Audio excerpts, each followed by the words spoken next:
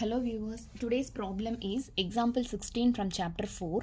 Find the discriminant of the quadratic equation 2x square minus 4x plus 3 equal to 0 and hence find the nature of its roots.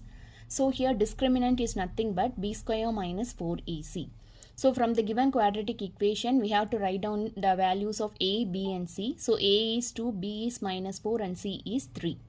So b square minus 4ac. So minus 4 the whole square minus 4 into a is 2 and c is 3. So 4 into 2 into 3. So minus 4 the whole square is 16 and here 4 2s are 8 and 8 3s are 24. And 16 minus 24 is given by minus 8. So b square minus 4ac is equal to minus 8, which means that here we have a negative number, that is the value is less than 0. Therefore the given equation has no real roots.